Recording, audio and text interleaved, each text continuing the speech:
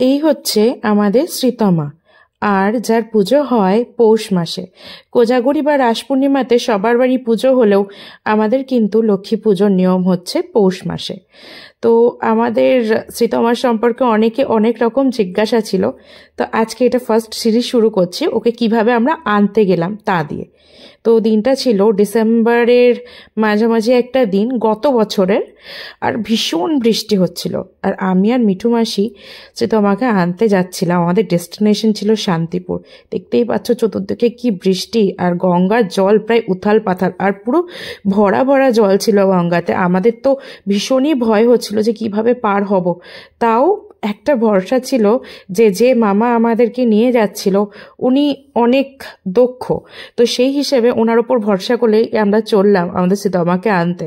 তোমরা লক্ষ্য করলে দেখবে যে গঙ্গার জল কতটা বেড়েছিল সেদিন, আর আমারও জলে ভয় থাকায় ভীষণ ভয় লাগছিল। এর মধ্যেই আমরা কোনো রকমে পৌঁছে গেলাম শান্তিপুর স্টেশনে। যে দাদা ওকে বানিয়েছেন অর্থাৎ রাজীব দা, সে এই বৃষ্টির মধ্যেই অতটা দূর থেকে অর্থাৎ রানাঘাটের কাছাকাছি কোনো একটা জায়গা থেকে আসছিলেন এত বড় এই মূর্তিটা নিয়ে। মূর্তিটার হাইট প্রায় 3 ফুটের কাছাকাছি, আর দাদা একাই নিয়ে এসেছিল।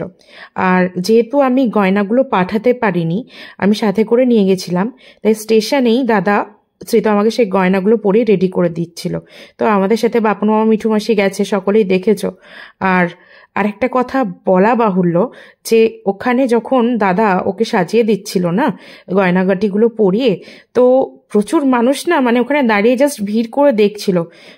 সত্যি প্রথম দেখায় এত অসাধারণ লাগছিল মূর্তিটাকে, মনে হচ্ছিল যেন কোনো একজন সাধারণ মানুষ বসে রয়েছে। তুমি ওর চোখের দিকে লক্ষ্য করলে বুঝতে পারবে যে মনে হবে কি মায়া ভরা চোখটা, মানে কিভাবে তাকিয়ে আছে। আর আমি দাদাকে এভাবেই বলেছিলাম যেন একদম নতুন বউয়ের মতো দেখতে হয়। তাই বৃষ্টির মধ্যে ওকে যখন আনছিলাম, তো একটা প্লাস্টিক দিয়ে চাপা দিয়ে এনেছিলাম যাতে কোনোভাবে না ভিজে যায়। আর যে রাস্তাটা দিয়ে আমরা যাচ্ছিলাম সেই রাস্তাটা কিন্তু খুব ফাঁকা, ভীষণ ভয় লাগছিল। 2-3টে শেয়ালও আমরা দেখতে পেয়েছিলাম এর মধ্যে। তো সেইভাবেই আমাদের প্রায় এই বৃষ্টির মধ্যে ফিরতে ফিরতে অনেকটাই দেরি হয়েছিল। এই দেখতে পাচ্ছ যে গঙ্গার ঘাট, এটা হচ্ছে তোমার বাঁধেরপাড়া ঘাটের উল্টো দিকে যে ঘাটটা, কালীনগর ঘাট আর কি। তো এখান দিয়ে আমরা এই বড় নৌকাটাই করে পার হব। দেখবে আমি তো খুব ভয় পাচ্ছিলাম, কিন্তু তাও আস্তে আস্তে কিন্তু ভালোই পার হয়ে গেলাম এই নৌকায় করে। এরপর আমরা যখন মোটামুটি বাড়ি এসে পৌঁছলাম, বেরিয়েছিলাম প্রায় দুপুর 11:30 নাগাদ, কিন্তু বাড়ি ফিরতে ফিরতে আমাদের প্রায় 5টা বেজে গিয়েছিল।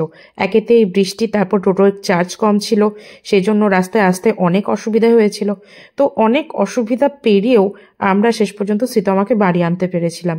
সে বলে না যে লক্ষ্মী পেতে গেলে কত কষ্ট করতে হয়, সেদিন আমরা সেই জিনিসটা হাড়ে হাড়ে বুঝতে পেরেছিলাম। তারপরে যে বাড়ি এনেছি ওকে, বাড়ি আনার পর বাপন মামাই ওকে কোলে করে আমাদের ঠাকুর ঘর পর্যন্ত দিয়ে গিয়েছিল। আজকের জন্য এইটুকুই, তারপর কিভাবে পুজো করলাম সব থাকছে পরের পর্বে।